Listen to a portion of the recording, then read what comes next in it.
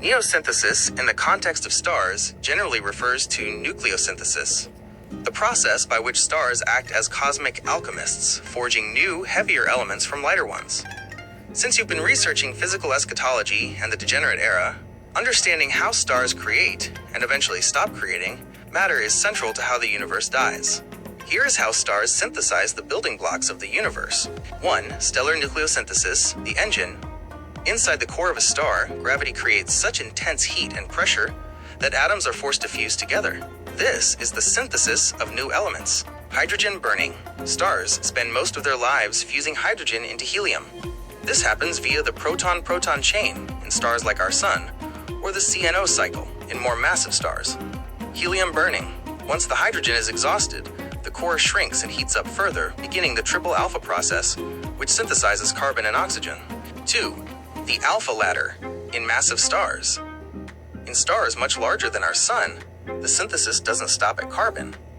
They continue to fuse heavier and heavier elements in layers, like an onion. 1. Neon. 2. Magnesium. 3. Silicon. 4. Iron, the dead end. Fusing iron consumes energy rather than releasing it. When a star creates an iron core, it can no longer support itself against gravity, leading to a supernova. 3. Explosive nucleosynthesis. The neosynthesis of elements heavier than iron, like gold, silver, and uranium, requires even more violent events. Supernovae. The shock wave of a dying massive star provides the energy to cram neutrons into nuclei, creating heavy elements. Kilonovae, neutron-star mergers.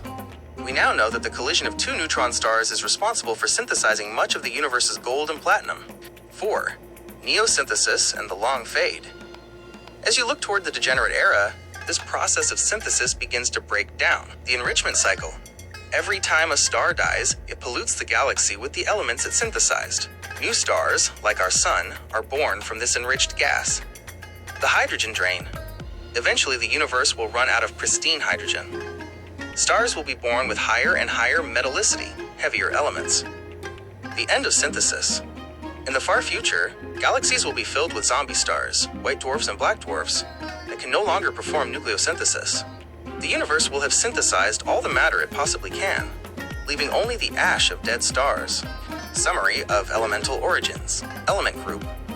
Synthesis process. Source. Light. He, Li. Big Bang nucleosynthesis. The first 3 minutes of the universe. Mid, C to Fe. Stellar nucleosynthesis.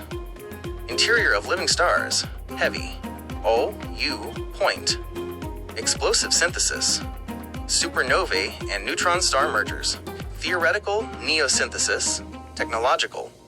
In the context of a Kardashev type 2 or 3 civilization, neosynthesis can also refer to stellar lifting.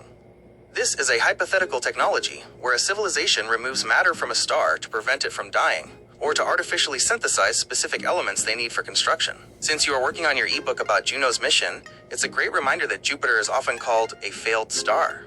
It has the right ingredients for nucleosynthesis, hydrogen and helium, but not enough mass to create the gravitational well required to ignite the process. Would you like to explore how the synthesis of elements changes specifically during the supernova phase?